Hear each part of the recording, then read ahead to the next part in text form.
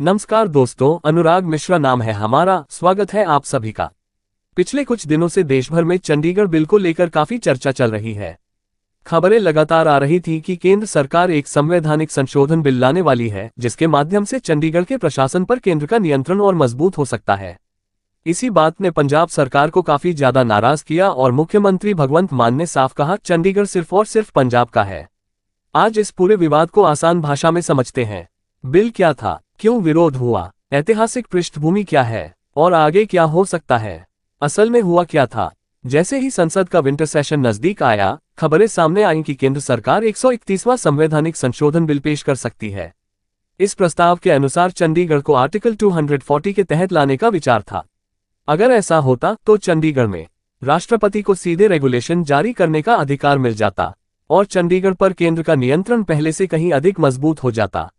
ये संकेत भी थे कि भविष्य में चंडीगढ़ के लिए एक अलग लेफ्टिनेंट गवर्नर नियुक्त किया जा सकता है, जैसे दिल्ली, पुडुचेरी आदि में होता है। यही बात पंजाब और विपक्षी दलों को सबसे ज्यादा चुभ गई। आर्टिकल 240 क्या कहता है? आर्टिकल 240 के तहत राष्ट्रपति उन केंद्र शासित प्रदेशों के लिए नियम बना सकते हैं जो इस अनुच्छेद में सूचीबद्ध हैं। वर्तमान में इसमें शामिल हैं अंडमान और निकोबार, लक्षद्वीप, दमन और दीव, दादरा और नगर हवेली।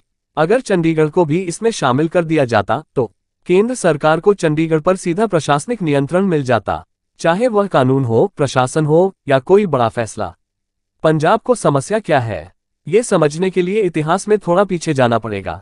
एक ऐतिहासिक दावा, 1947 में बंटवारे के बाद पंजाब की राजधानी लाहौर पाकिस्तान में चली गई। उसके बाद चंडीगढ़ को पंजाब की नई राजधानी में विकसित किया गया। इसलिए पंजाब मानता है कि चंडीगढ़ उसकी प्राकृतिक राजधानी है। 21966 रीऑर्गेनाइजेशन, 1966 में हरियाणा को पंजाब से अलग करके नया राज्य बनाया गया। उस समय चंडीगढ़ को कॉमन कैपिटल जोड़ यूनियन टेरिटरी बनाया गया, लेकिन पंजाब को यह भरोसा दिया गया कि यह व्यवस्था अस्थायी है। 3. पॉलिटिकल एश्योरेंस, कई केंद्र सरकारें वादा करती रही हैं कि भविष्य में चंडीगढ़ पूरी तरह पंजाब को दिया जाएगा, लेकिन ऐसा कभी हुआ नहीं।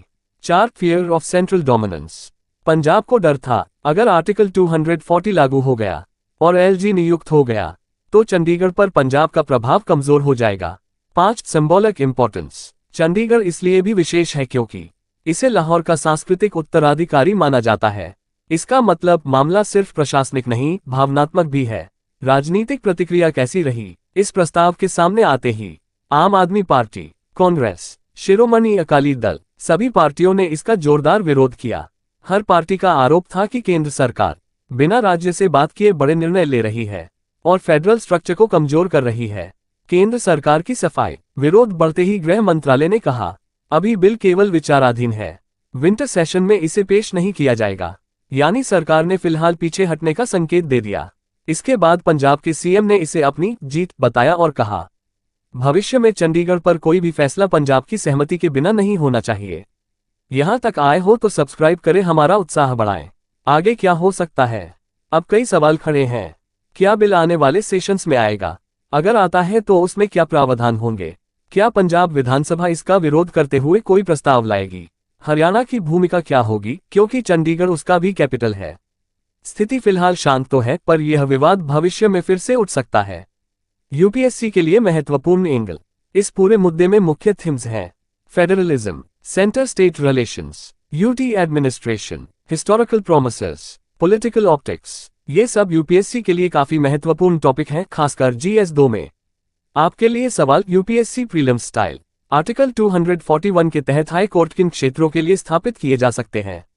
विकल्पों के बारे में सोचिए, जवाब आपको खुद खोजने की प्रैक्टिस विकसित करनी होगी।